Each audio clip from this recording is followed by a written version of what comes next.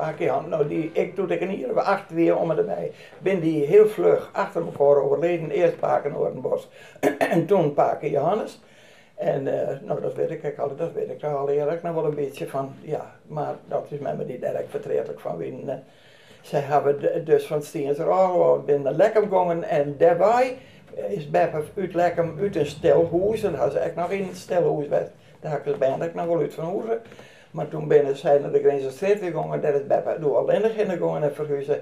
En dwars toch haar, ja, Beppe weer een felle vrouw, maar negatief commentaar altijd op bijna, weet ik wat, maar had van oormeesken in de familie een hele grote goed in. Dat als je dat toch echt wel een beetje oors, zijn oren, als toen ik zelf zo jong was. Dan dacht ik, wat is het een kring, maar dat is toch echt een heel goed mens. We zijn dus bij je Paken Johannes en ja, die is toen in Lekkem, gingen ze stilwaaien en toen is de huid van de vrouw van Paken Johannes die erbij inkomen bij Baantje.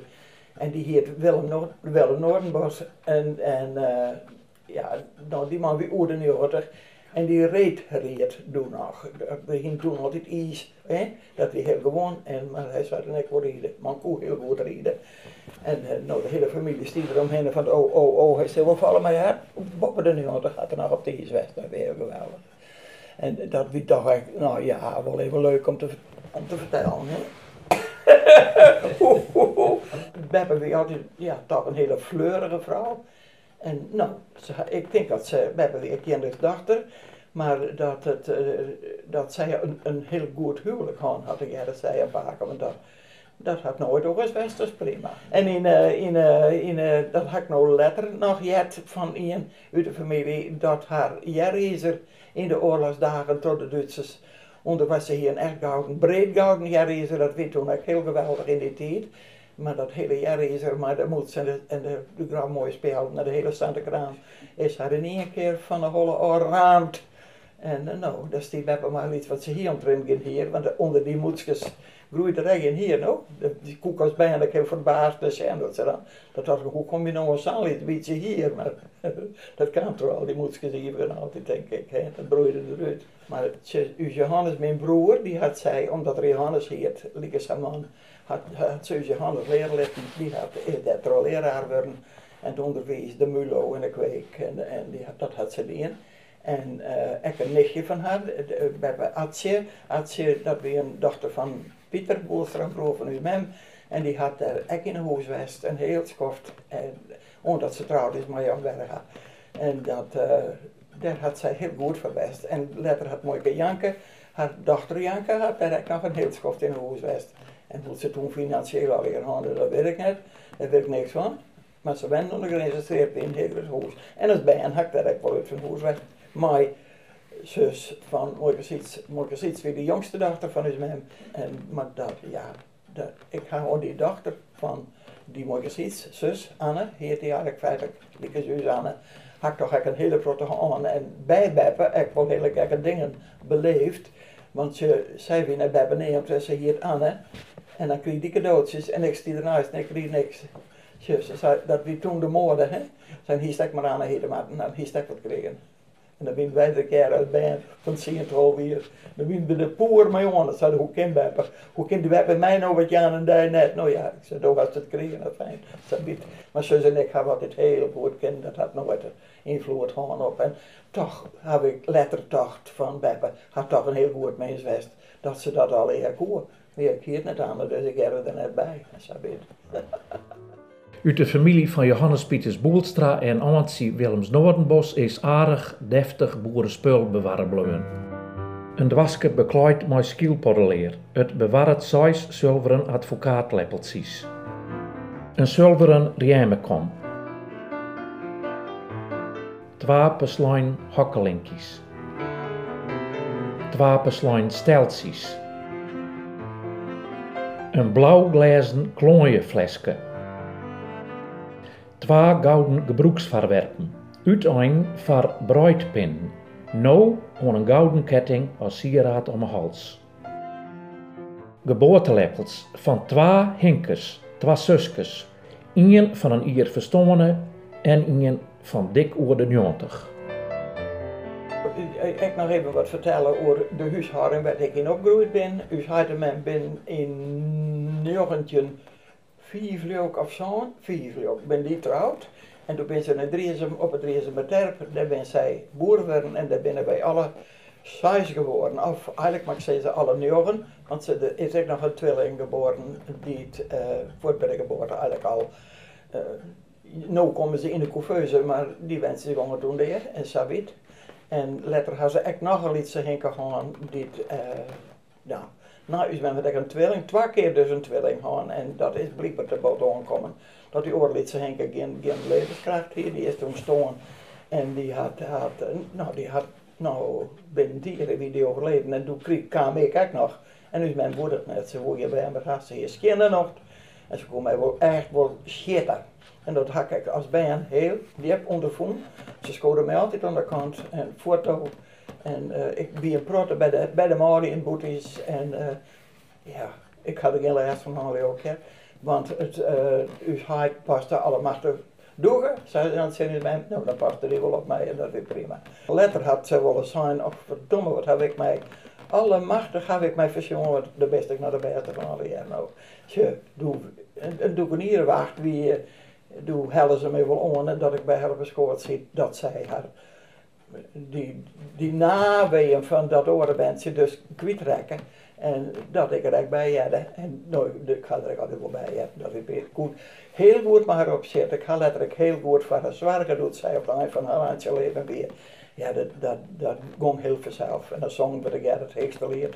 Al die oude vestjes uit de binnentijd. En nou, die zong ik dan weer hadden. En dan was het heel gelukkig. Dat weer fijn. Veel voor anderen te wezen. Dat vond zij dan heel mooi.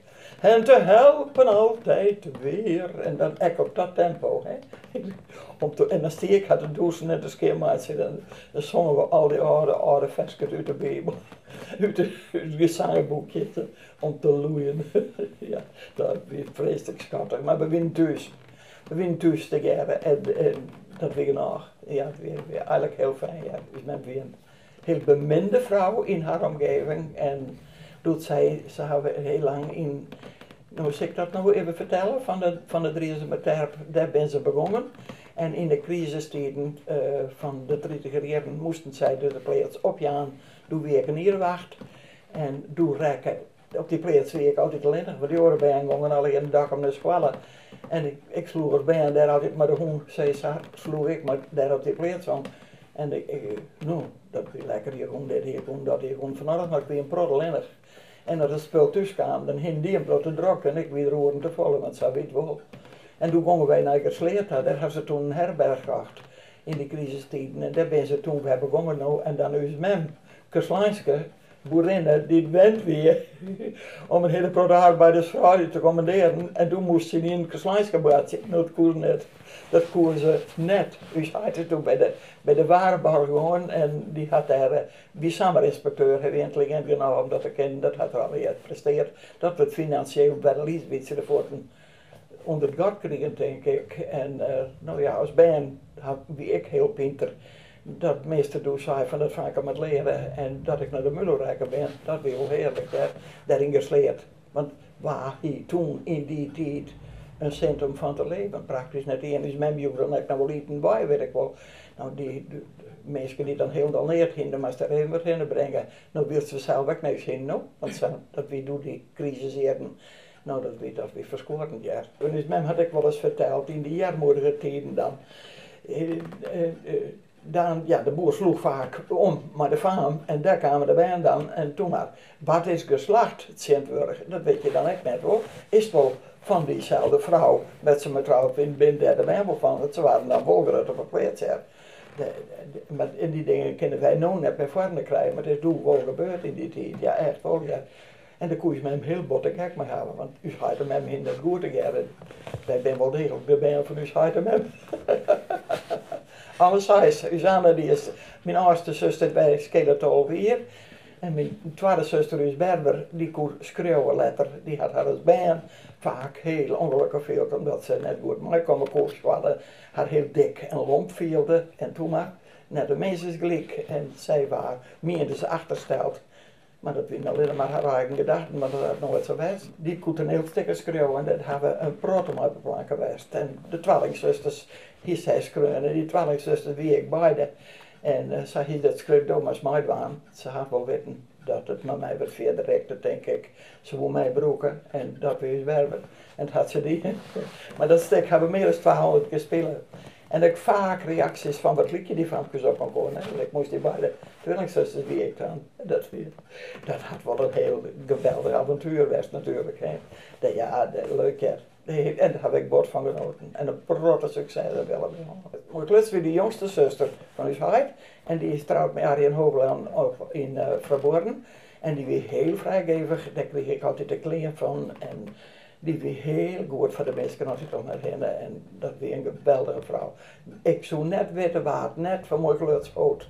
Elke keer weer ga ik met die vrouw. Ja, ik denk dat ik toen hier de 16 weer had mijn klus bij ons in Gersleerd in een herberg uit Van Hoeswest. En ik was toen op naailes en ik koek en zo zei wat verdorie Franke, wat kent je wel wat? Moest maar eens een paar weken uit Van Hoes komen. Nou, en toen heb ik naar mijn klus uit Van Hoeswest in Vrijwoorden. En met elkaar in. En toen had ik gewoon hoe zij dus de arbeiders de bal, mijn boeter smaden. Maar ik moest alles stikken worden voor haar, moest ik toen aanzien. En toen ik weer een huis rekken, toen joeg zij mij 20 euro, nou dat was toen een kapitaal. Dat is wie toen meer als nou 200 denk ik. En dat kreeg ik samen van haar. Ik ging nooit centen, maar je ging nooit centen. Als bij hen toen net, ging je nooit net een enkele cent, dan kreeg ik 20 euro. Ik denk, mees, wat ben ik rijk. Wat ben ik nou rijk. En toen kreeg ik nog gewoon een avond op een fiets van Verborgen ben naar Gersleerd, weer een heel eind. En ze zei, dan moest je omsteken, dat is daar onderwijs van van de Grenzenstreet weer, van die hout naar, van op naar Heerenveen. Daar staat zo'n tint, daar kon je dan een kop koffie of chocolademelk geven. En daar moest je heen, dan moest je zelf daar een lekker kopje, ja, ik denk op de groet, ik zal daar een groene fruitje aan, dat gaat wel maar over. Ik wil groene haren. Nou ja, dat had ze nooit weten, maar dat was voor mij een kapitaal. Toen 20 jaar. Nou, en had ik zelf een heel mooi moeds gehakt van Kochberg geworden. En moest je had ze nog opeens. Ik viel met de koningin van Lombardije. Het was geweldig.